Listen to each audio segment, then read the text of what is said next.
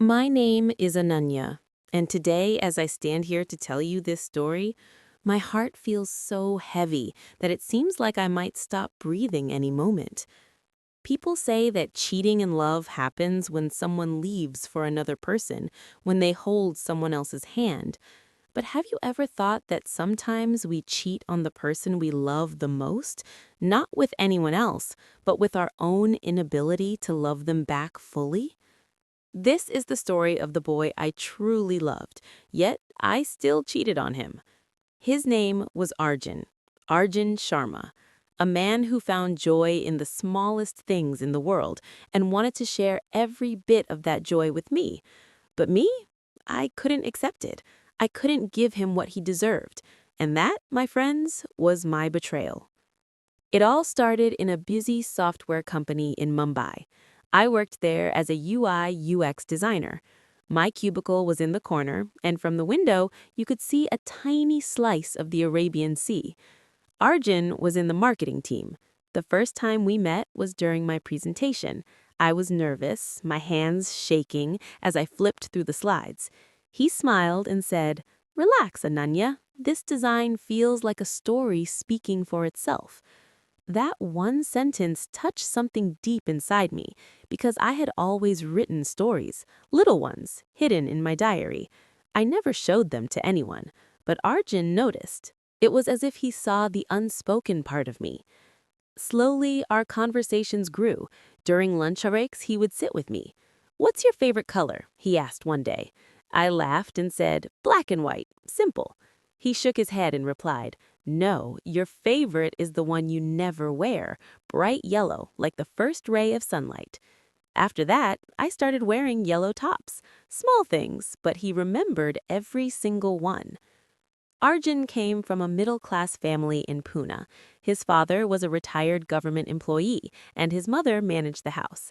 He had studied engineering but chose marketing because he loved talking to people. I was from Delhi, the only daughter of a businessman father and a homemaker mother. There was always pressure: good grades, good job, good marriage. Our first date was simple: Marine Drive on a rainy evening. We were getting soaked, but Arjun took off his jacket and put it over me. "Aren't you afraid of catching a cold?" I asked. He smiled and said, "I'm only afraid that one day you might leave me." That night, I couldn't sleep. There was a strange happiness in my heart, mixed with fear, because I knew I wasn't good at loving someone. I had a breakup in college where I hurt the guy so badly that even today he turns his face away when he sees me. I couldn't express emotions properly. Or maybe I felt too much, but the words never came out. Arjun slowly started opening me up. Every weekend he planned something, sometimes street food in Kalaba, sometimes a walk around Powai Lake, sometimes just a movie night at home with his homemade pasta. One day he surprised me with a small notebook. On the cover it said, "Ananya's Stories." The pages were blank. "Right," he said, "I'll read them." I blushed. "Arjun, what is all this? Why so much effort?" He held my hand and said, "Because you deserve it. When I see your smile, it feels like the whole world can be fixed." 2 months later, we officially became a couple.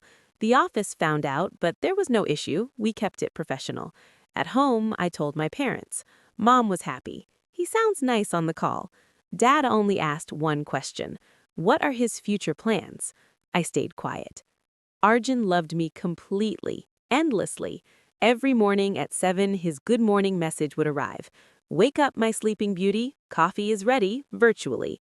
At night, we would talk for hours. He listened to every small worry of mine: client feedback, deadlines, family pressure. Once, when I was extremely stressed because of a project, he picked me up after office and drove straight to Lonavala, a small resort. "Just 2 days," he said. "Only us." There, for the first time, he kissed me. It was soft, respectful. "I love you, Ananya," he whispered. I didn't say it back. Instead, I hugged him tightly and cried, because the words were in my heart, but they wouldn't come to my lips. And that's where my cheating began. Months passed. 1 year into our relationship, Arjun started talking about marriage. "Ananya, I'm ready. Think about it."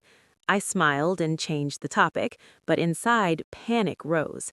Marriage? Such a big commitment? I didn't feel worthy. Arjun was perfect, caring, funny, ambitious, family-oriented. And me? I was just a girl who bottled up her feelings. At night, I would sit alone and think, why does this boy want me? What am I doing with his love? I thought time would fix everything, but it didn't. His love kept growing every day, and so did my guilt. One day, he gave me a ring. Not an engagement ring, just a promise ring. A simple silver band with a tiny heart. This is only a reminder that I'm always with you, he said. I wore it, but at night I took it off and kept it in the drawer, because it felt like the ring was tightening around me. Then came that day. There was an office party. Arjun was out of town for a client meeting. I went alone. There I met an old college friend, Rohan. He was spunny and carefree. We talked and laughed a lot. Rohan said, "Ananya, you haven't changed at all. Still the same thoughtful girl." That night, we drank a little more than usual. Nothing physical happened, just conversations. But when I reached home, Arjun called. "How was the party, baby?" I lied. It was okay, a bit boring.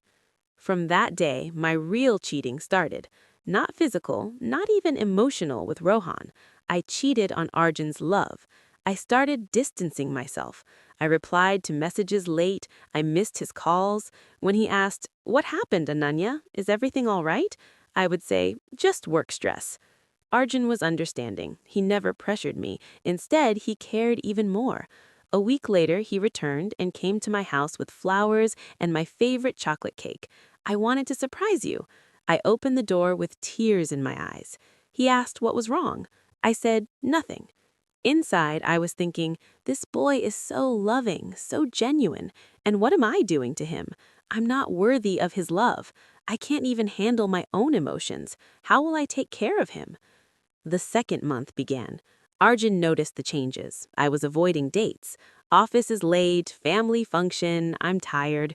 One day he asked directly, "Ananya, why are you pulling away? Did I do something wrong?" I looked down. "No, Arjun, you're perfect. The problem is me." He held my hand. "Then tell me, we'll solve it together." But I couldn't tell him because telling him meant accepting my weakness. I thought it was better to let go. One day I sent a message. "Arjun, we need some space. I'm confused." His reply came, "I'll wait. Come back when you're ready." That was his love, and it made me feel even more guilty. 3 months passed in this space. I stayed alone, writing my stories. I wrote one about him, a boy who loved a girl so much that he forgot himself, but the girl couldn't hold his love. Arjun sometimes messaged, "Missing you." I would reply, "Same." One evening, he was standing outside my office. It was raining. He was completely wet. "Ananya, just talk to me once, please." We went to a nearby cafe. He ordered my favorite cappuccino with extra foam. Then he said, "I know you love me, but maybe not as much as I want, or maybe you don't love yourself enough yet." I broke down crying. "Arjun, I'm sorry. I cheated on you, not with anyone else, but with your love. You give so much, and I can't give anything back. I'm emotionally unavailable. I'm scared that if we get married, I might hurt you later. It's better to end it now." He wiped my tears. "So that was it? You thought I couldn't handle your weakness? Ananya, love isn't about everything being perfect. Love is accepting each other's imperfections and becoming better together." But I shook my head. "No, Arjun, I'm not ready yet. I need time to understand myself." That night, we parted ways. Arjun hugged me and said, "I will never blame you. Just be happy." I came home and cried. I cried so much that my eyes swelled. After that, I changed my job and moved to Bangalore. A new city, a new life. But Arjun's memories came with me. In Bangalore, I started therapy. For the first time, I shared my feelings with someone. The therapist said, "Ananya, you have attachment issues. Because of family pressure since childhood, you have suppressed your emotions. This wasn't cheating on him, it was self-protection. But now you need to heal." Slowly, I began to change. I started publishing my stories online. I created a blog, Broken Hearts and Healing Souls. People connected with it. Many girls messaged me, "Your story feels like mine." 1 year later, I returned to Mumbai for an event. I performed storytelling at places like Tape a Tale. For the first time, I told this story on stage. "Sorry, I cheated on you." People clapped, but I knew it wasn't sympathy, it was understanding. I met Arjun accidentally. He was still in Mumbai and had been promoted. He hadn't married. We met for coffee. He looked different now, more mature, but the same warm smile. "How are you, Ananya?" he asked. "I'm okay. I'm healing," I replied. He smiled. "I'm glad. I read your stories. They're beautiful." We talked about the old days. There was no bitterness, only acceptance. "If I hurt you, I'm sorry," I said.